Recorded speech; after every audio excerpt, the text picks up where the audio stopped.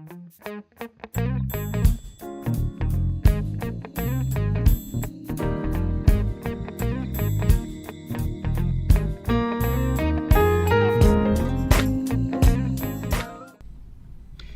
everybody, welcome to That Real Estate Show. My name is Patrick Purifoy. I am your host. I am the owner of Blessed Properties and BP School of Real Estate. I thank you for taking this time to join me today to talk about real estate. You know, we like to bring you relevant matters that you can relate to and that will bring you some insight into real estate just a little bit more, and helping you to understand the parts and pieces of real estate that will help you when it's your turn, your time to buy, to sell, to rent, to place your home in property management, all of those things. We like to bring you that information. That's my mission, to bring you information about real estate, relevant matters that will help you. So let me talk about something that NAR is talking about. NAR is the National Association of Realtors.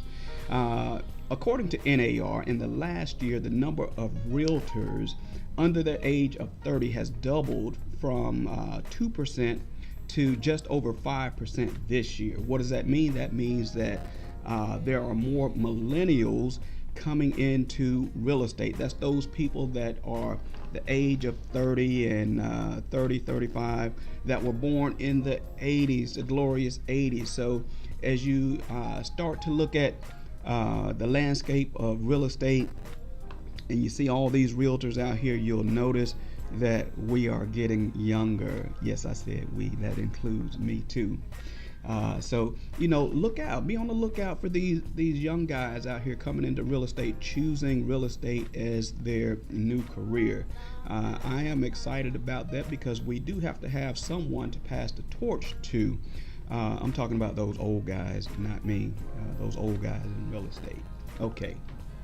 All right, so, you know, that's where BP School of Real Estate comes in. So, you know, if you are considering a career in real estate, a millennial, baby boomer, whoever you might be, whatever age you might be, consider BP School of Real Estate. You can go to the website, bpsoar.com. And, you know, there we have all the information and classes that you need to begin your career in real estate. All the pre-qualifying classes, pre-licensing classes, we have those. And if you're a realtor already and you need to take some continuing education, we've got that for you too. So avail yourselves to that, bpsoar.com. That is bpsore.com. All right, so also according to NAR, millennial buyers, 35% of this year's home buyers, home sales are accredited to millennials. Again, those people born in the 80s, they are buying houses, and that's a good thing.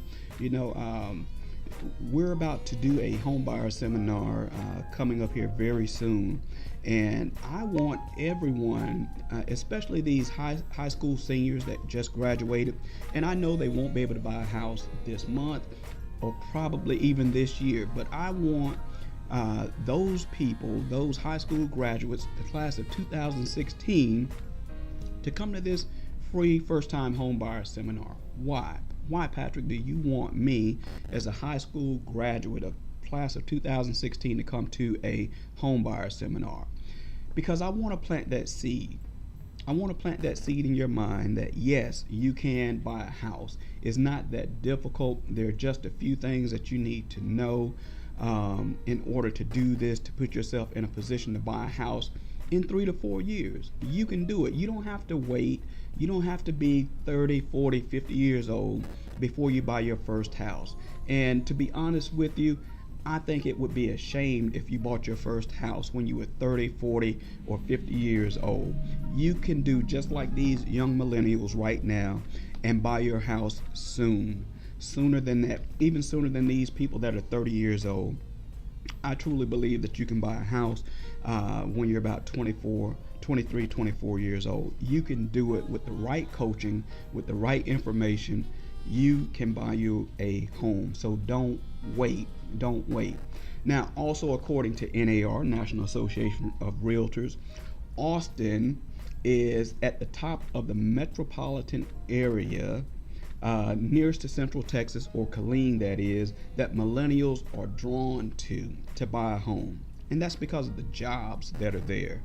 And I think that's one thing that we need to work on in Killeen, that our local government here needs to work on, is bringing some type of industry to Killeen. We have a lot of service related jobs. We have a lot of retail, we have a lot of restaurants and things of that nature, but we need some industry here. So right now we have people, according to NAR, National Association of Realtors, there's about 1,700 people a day flocking to Texas, and the majority of those 1,700 people per day are going to Austin, and it's because of the jobs. Now, that's a good thing that all these people are going to Austin, but check this out. What some people may not know is that Austin has an ever increasing affordable housing crisis. So though these millennials and all these other people are flocking to Austin for jobs, guess what? They are coming here, right here to Central Texas, right here to Killeen, Harker Heights, Coppers Cove, for housing, because it's too expensive in the Austin area. Austin, Round Rock, Pflugerville, Georgetown is too expensive. So we are getting, right here at Blessed Properties, we are getting people every week coming from Austin, working in Austin, but they're coming here to find a place to live because it is affordable. You know, right here in our market, a new construction, a brand new home in Killeen, 4-bedroom home, new construction, nobody's ever slept a night in before. The median sales price is $135,000, and that's absolutely fantastic. You cannot beat that anywhere. So millennials that are flocking to Austin for jobs, people right here in our community, brand new home, $135,000. Okay, so we have a great market right here in Killeen, great sales market. We have a great rental market as well. Again, we have people leaving Austin on a daily basis, coming here to find a place to live, be it to buy or rent. We have them covered. So consider Killeen. If you're outside of Killeen and you're listening to this radio show, consider Killeen as a viable option. It's not very far from Austin, not that very far from Pflugerville, Round Rock, if that's where you currently work. But your rent is going up and you can't find a place to live. Killeen is a great place to live.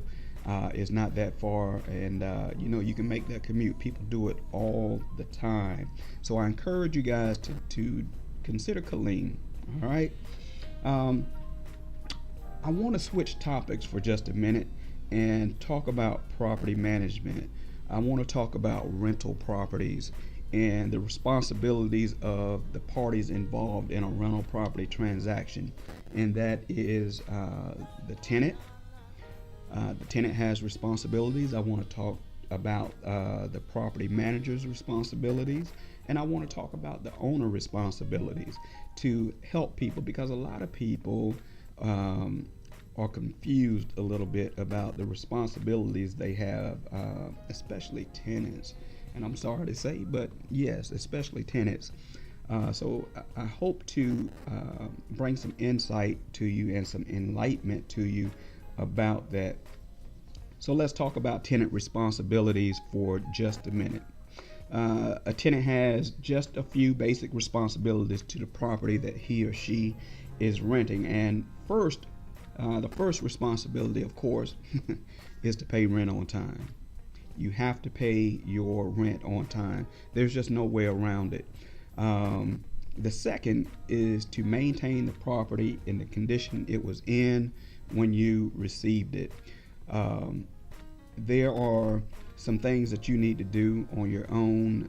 They're not, anytime something happens, something very small happens, it is not that you pick up the phone and call the property manager. If your doorknob is coming loose on your bedroom door, pick up a screwdriver and tighten that tighten those screws to tighten up that doorknob. That's your reasonable responsibility to do something like that. Now, if it's something major like a water leak, you know, of course, call your property manager. If there's water backing up into the house, call your property manager. But you do have a responsibility to maintain the property, to keep the grass cut, to keep the shrubs cut, to keep the tree branches trimmed away from the house. You're living there. This is your responsibility. Lastly, to return the property in the same condition or better condition than it was when you took possession in it. You don't just live in a place and run it down, run it to the ground, and not take care of it and think that's okay, because that's not your property per se. Yes, you live there, you pay rent every month, but you have a responsibility to maintain that property and to keep it in proper working condition, if you will.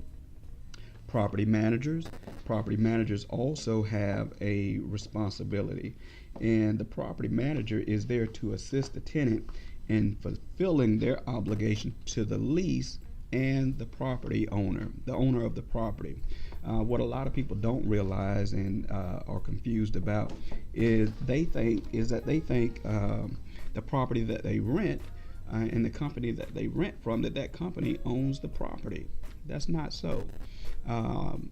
Property managers are real estate professionals hired by individual property owners to manage their property. What does managing their property entails? It entails marketing their property for rent. It entails setting a fair market value rent rate.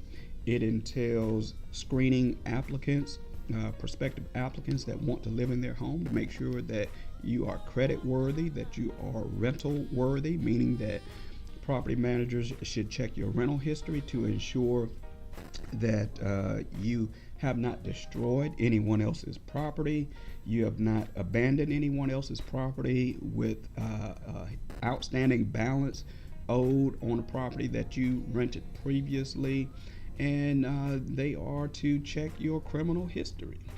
Yeah. They are to verify that you have a job and that you can afford to pay for this house that you want to rent.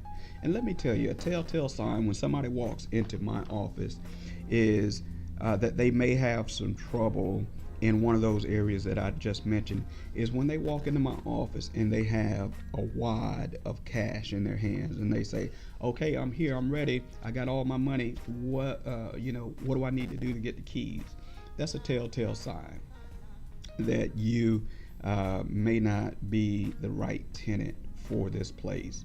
Another telltale sign is when you come into my office and you have your kids with you and they are out of control all over my office tearing up stuff. That lets me know right now how you will take care of the property that you want to rent. So think about these things. This is business. It's a business transaction. Yes, you're renting a home for you and your family, but the essence of the matter is that this is a business transaction. So when you come into the office, be professional. Be about your business. Don't let your kids be running all over the place, tearing up the place. When you come into the office, again, be about your business. Look like you are about your business. Be professional, property management. So we said that we don't own these properties. We are hired by the property owners to manage these properties for them. Owner responsibilities. Let's talk about that. But you know what? First, let me back up a little bit. Now, property managers are also in place to mitigate and mediate when necessary, and yet we are still required to treat all other parties fairly and honestly. We have to do that by law. All of us that are real estate agents, we're bound by a code of ethics, the NAR, National Association of Realtors Code of Ethics, to treat all parties fairly and honestly. But we do have a fiduciary duty to that property owner that hired us to take care of their property. Um, excuse me. Owner responsibilities. Let's talk about that real quick. Property owners that have hired a professional property management company have a responsibility to the property manager and to the tenant that occupies their property. The property owners property owners transfer decision-making authority to a certain degree to the property manager, and that allows the property manager to make decisions in their stead, in their place. They must adopt the property managers or property management companies' policies, procedures, and protocols. So you need to make sure as a property owner that you have discussed with your property management company or prospective property management company their policies, procedures, and protocols. How do they handle certain things? How do they do this? How do they do that? Do they have a playbook, if you will, for various scenarios that will come up? And trust me, there are many scenarios that will come up, and you need to have a property manager that is versed in all of those scenarios and has a playbook to handle those. Property managers set rent rates. We market, we advertise, we screen tenants, we make repairs, and we even evict on behalf of the property owner. We go to court for the property owner on their behalf. So those are some of the responsibilities that the owner has to the property manager, that they allow us to do these things on their behalf. Property owners also have a responsibility to the tenant via the property manager. That primary responsibility is to ensure that the property the tenant is renting is in a habitable state at all time and pose no health threat or risk to human life. So there you have it, the responsibilities on part of the tenant, the property manager, and the property owner. Real quick, I have a few minutes left, so I want to talk about this.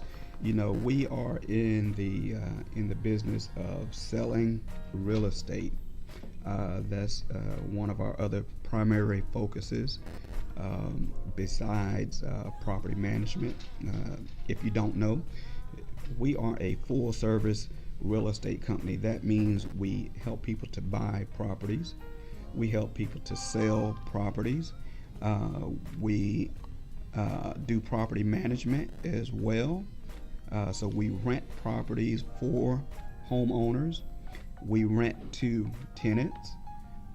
We do commercial leasing, commercial sales, land. We do it all. But buying is pretty big, okay? So I want to give you what we call the 10 commandments of buying a home. And I'm talking to anyone that's in the market to buy a home right now or considering buying a home in the near future. Here are the 10 commandments of buying a home. Ready?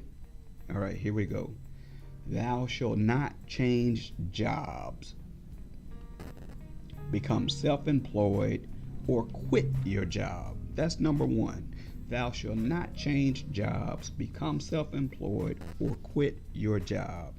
And we'll go into greater detail with all of these in a later show. We're running out of time. I want to run through these 10 right here, but I will expound on these in another show. Number 2, thou shalt not buy a car, truck, or van. Thou shalt not buy a car, truck, or van. That's number 2. Don't go and buy a brand new vehicle if you are in the process of buying a home. You may be living in it if you do, because you're going to mess yourself up. All right. Number 3, thou shalt not use credit cards excessively or let current accounts fall behind. Very important. You need to leave your credit picture exactly as it is. Do not use credit cards excessively. Did you know that every credit card that you get, if you spend over 1/3 of the available balance to you, available credit limit to you, that is a ding on your credit score? Well, it is. So know that, and do not use credit cards excessively. You don't want to do that. That will hurt your credit score. That will hurt your chances of buying a house. Number 4, thou shalt not spend money you have set aside for closing. So what is closing? Closing is the transfer of title for the house that you want to purchase. So there are closing costs that you will have, and your realtor will be able to talk more with you about that. We'll cover that in another show. But you will have closing costs, so you need to have money in the bank. Don't spend that money. The bank will be looking for you to have that, and you may have to write a check at closing. So don't spend money you've set aside for closing. Number 5, thou shalt not omit debts or liabilities from your loan application. You can't lie on your loan application. I mean, that's just bottom line.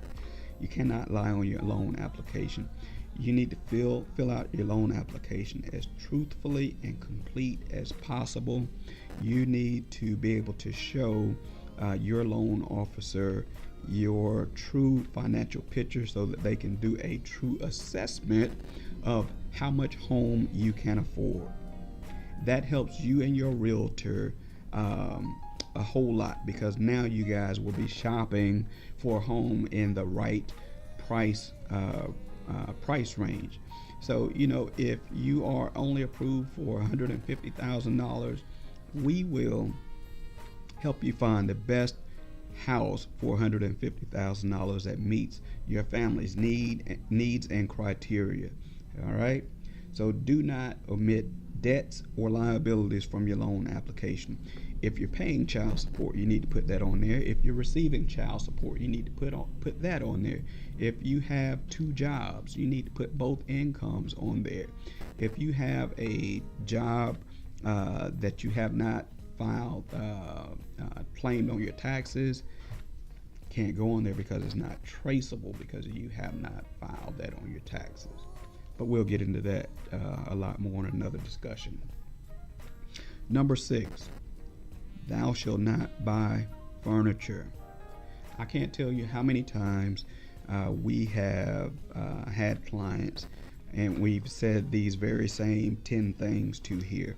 And the big thing is, don't go make any major purchases prior to closing. Why? Because your credit will be checked again before closing to make sure that you can still afford this house, that you've not done anything foolishly like buy furniture or a new car. So do not go and buy any furniture until after closing, after you have received the keys to the house and transfer of ownership has taken place and you are now the owner. If you do that a couple of hours, a couple of days, a week before closing, you may have eliminated yourself from being a candidate to buy a house. All right. Number 7, thou shalt not originate any inquiries into your credit. So what does that mean? That means that once you have submitted your loan application to purchase a home, the loan officer has pre-qualified you. Don't go anywhere else.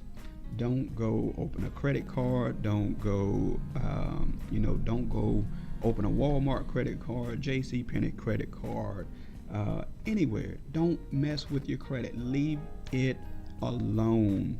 Don't go do anything requiring inquiries on your credit. That new furniture that you want to buy, that new car that you want to buy, hold off until after closing. Don't let anybody run your credit again. All right, number 8. Thou shalt not make large deposits without checking with your loan officer first. I don't know. Somebody passed away and left you an inheritance, and you want to put that money in the bank. Before you do so, check with your loan officer. Don't go and put that money in the bank without first checking with them. That could throw everything off. Unless it's a large enough amount of money to purchase the house that you want with cash, don't do it. Just hold off. Talk with your subject matter expert, which is your loan officer, and see if it's okay to put that money in the bank. If they say no, then leave it. Just hold on to it. Don't mess yourself up. Number 9. I think we're at number 9. Thou shalt not change bank accounts. All right. So we're talking about money. We're talking about banking. As you see, all of these things are critically important. Bank accounts, the rules have changed. We don't want to be, the federal government don't want us to ever be in a situation that we were in around 2008 with the real estate crisis. They want to make sure everybody is on the up and up and that they can actually afford the houses that they're buying. They don't want a huge foreclosure rate like we had way back then. So these bank accounts, accounting for this money, filing taxes, all of those things, they're very important. They're critical. They're crucial to you being pre-approved, pre-qualified for a home. So do not change bank accounts until after you close. Number 10, last thing. Oh my goodness, this one. Thou shalt not co-sign a loan for anyone. So unless you don't want the house that you've been dreaming about for you and your family, do not co-sign for anyone, because that puts you and your credit on the hook. And God forbid they do not make a payment. That's you. That's your responsibility if they do not make that payment. And guess what? That is going to count against your credit, against your income. So besides the car payment and bills that you already have, the house that you want to buy, now there's another loan on your credit that you're responsible for, and that's going to hurt you. So do not co-sign for anyone. I don't care how bad the kids need it. I don't care how bad baby brother, baby sister needs it. I don't care how bad mama needs it. If you're trying to buy a house, do not co-sign for anyone. I can't say it any clearer than that. Do not co-sign for anyone. So those are the top 10 commandments of buying a home, not only here in Central Texas, but anywhere if you happen to be listening outside of the Killeen, Central Texas area. 10 commandments for buying a home. I hope I have helped you and enlightened you on some things that you may not have known, or clarify some things that you thought you knew. We are, again, I want to put it out there about BP School of Real Estate. We're right here in Central Texas. For those of you that want to come into the real estate industry, we're offering the qualifying and pre-licensing classes that are required to get your license. And if you're a realtor already, we have great CE coming up available throughout the month that you can avail yourselves to. bpsore.com, bpsore.com for Blessed Property School of Real Estate. And again, if there's anybody out there looking to buy a home, looking to rent a home, visit us on at our website, blessedproperty.com, blessedproperty.com. Like us on Facebook. Go to Yelp. We're on Yelp now. We're doing some great things. So we're on Yelp. You guys can go out there and check out some of the properties that we have available, some of the properties that we've rented, some of the properties that we've sold. Write us a review. Let us know how we're doing. We like to hear that. So that's about my time for this show today. I hope you guys will join me again next Tuesday, and I thank you for allowing me to come into your home and spend this little bit of time with you, probably while you're at work, because I come on at about three o'clock every Tuesday. So you're probably at work, but again, I even thank you for that. Blessed Properties School of Real Estate, BP School of Real Estate. We thank you. God bless, and I'll see you again next Tuesday.